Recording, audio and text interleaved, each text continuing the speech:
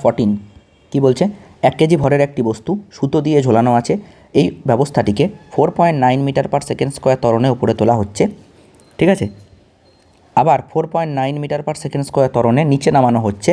সুতোটির টানের অনুপাত কত হবে? যারা লিফটের অঙ্ক করেছো তারা সবাই খুব ভালো করে জানো যে যখন কোনো বস্তু লিফট দিয়ে ওঠানামা করে, যখন কোনো বস্তু লিফট দিয়ে ওঠে, তখন তার আপাত ওজন কত হয়? আপাত ওজন n ইকুয়াল টু হয়ে যায় m ইন্টু জি প্লাস এ। কখন? এটা যখন এ ত্বরণ নিয়ে ওপরে ওঠে।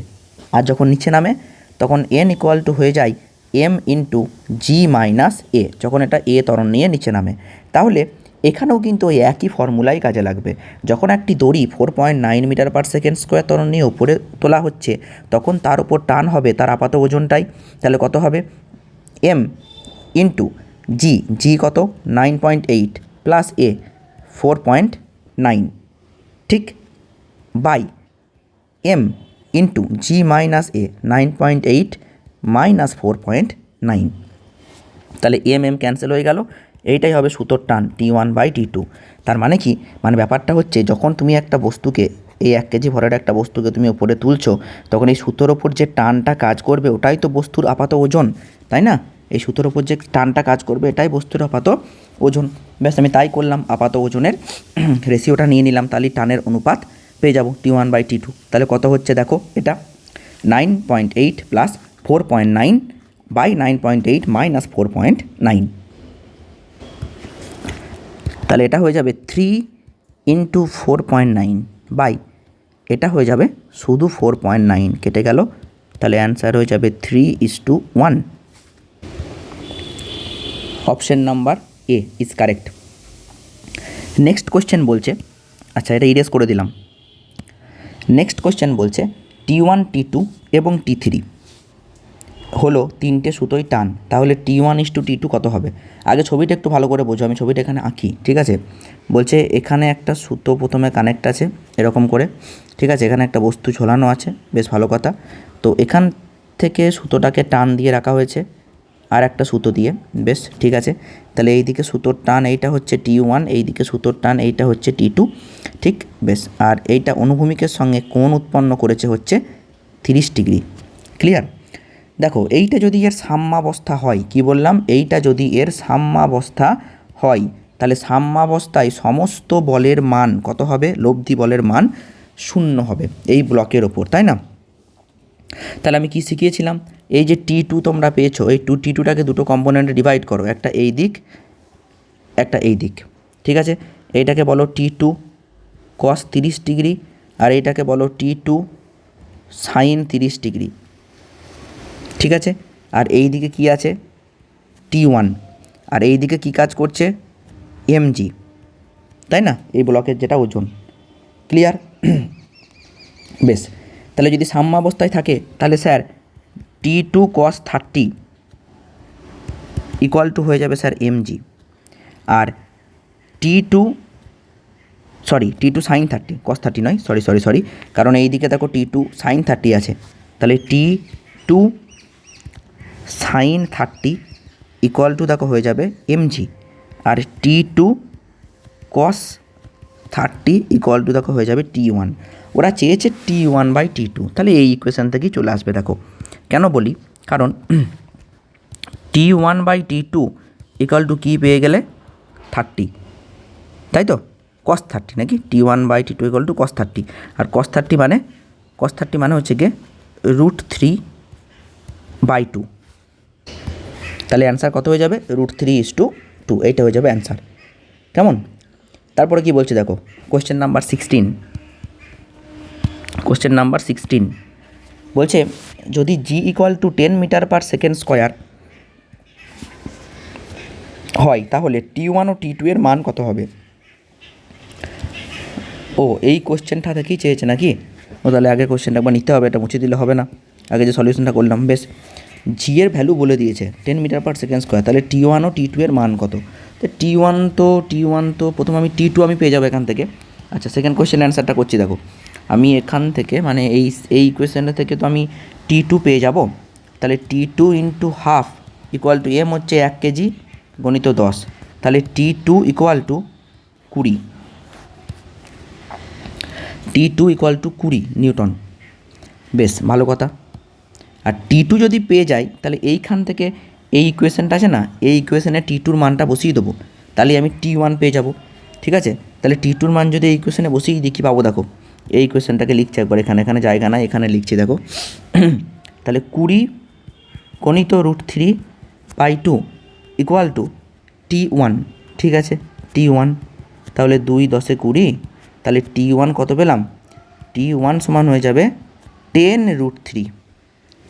T1 হয়ে যাবে 10√3। ও না, অ্যান্সার মিলছে না, কারণ হচ্ছে আমি এক জায়গায় তো একটা ভুল করেছি। সেই ভুলটা হচ্ছে এই যে mg বসিয়েছি না, এমটা ওরা 2 কেজি বলেছে, আমি 1 কেজি নিয়ে নিয়েছি। আগের প্রশ্নে এটা 1 কেজি ছিল, সেই জন্য আমি এটা 1 কেজি নিয়ে নিয়েছি।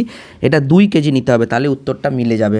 এখানে 2 কেজি বলা আছে, তাহলে mg, এই যে এমটা 2 নিয়ে নাও, তাহলে এইটা কত হয়ে যাবে? এটা হবে 2 × 10 = 20, 20 × 2 = 40, তাহলে এই অ্যান্সারটা হয়ে যাবে 40 নিউটন। আর এখানে এবার এই কোশ্চেনটা সলভ করো আলাদা করে। তাহলে তুমি T2 পেয়ে গেলে 40, তাহলে T2 এর জায়গায় 40 বসিয়ে দিলাম এই যে এই কোশ্চেনটা থেকে 40। আর cos 30 হচ্ছে গিয়ে √3/2, তাহলে 40 √3/2 ইকুয়াল টু হয়ে যাচ্ছে কি T1।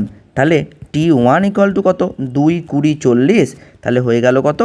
20√3 নিউটন। ঠিক আছে, 20√3 নিউটন। তাহলে অ্যান্সার কোনটা হবে?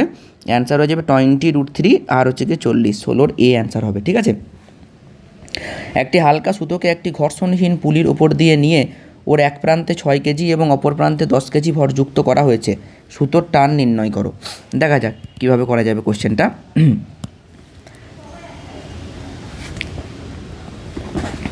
তাহলে এইটা আমি আগে ছবিটা আঁকি, তাহলে বুঝতে পারবে না জিনিসটা কি বলেছে।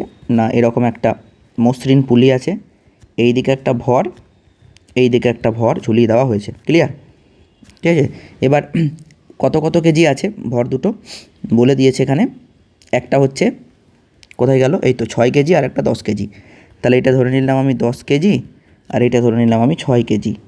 ঠিক আছে, তাহলে ও এই দিকেই নামবে নিচে, এ ত্বরণ নিয়ে নামছে ধরে নাও। তাহলে কি হবে না, নিচের দিকে কাজ করছে কত? 10g নিচের দিকে কাজ করছে, এইটা নিচের দিকে কাজ করছে কত? 6g, তাই তো?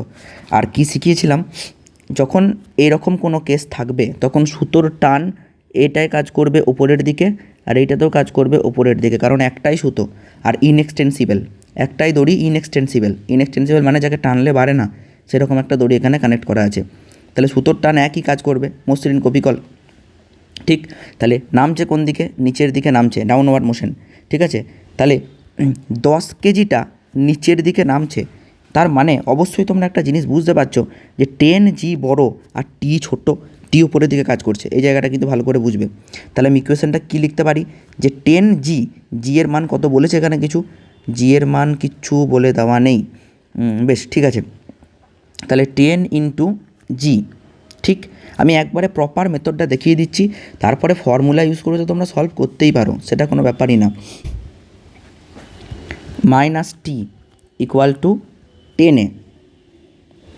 ক্লিয়ার? আর এটা হচ্ছে এই বস্তুটার ফোর্সের ইকুয়েশন। আর এই বস্তুটার ফোর্সের ইকুয়েশন কী হবে? এখানে টি বড় কিন্তু উপরের দিকে উঠছে, দেখো এ যদি নিচের দিকে নামে তাহলে এই বস্তুটাকে ওপরের দিকে উঠতে হবে, তাই তো? তাহলে ওপরের দিকে উঠছে মানে টি বড় আর 6g ছোট, তাহলে t - 6g = 6a। বলো, ক্লিয়ার? দেখো এটা একবারে বেরিয়ে যাবে যদি তোমরা অপনয়ন পদ্ধতি ঠিকঠাক ব্যবহার করতে পারো। দেখো দরকার কিন্তু টি, তাহলে টিটাকে কেটো না, টিটাকে কেটে লাভ নেই। হ্যাঁ, আমার উদ্দেশ্য হচ্ছে এটাকে এলিমিনেট করে দেওয়া। তাহলে এটাকে তুমি 1 নাম্বার ইকুয়েশন নিতে পারো, এটাকে তুমি 2 নাম্বার ইকুয়েশন নিতে পারো। তাহলে 1 × 6, ওকে, -2 × 10 করো, দেখো কত হচ্ছে। 1 × 6 করলে তুমি পেয়ে যাবে 60g - 6t = 60a। ক্লিয়ার?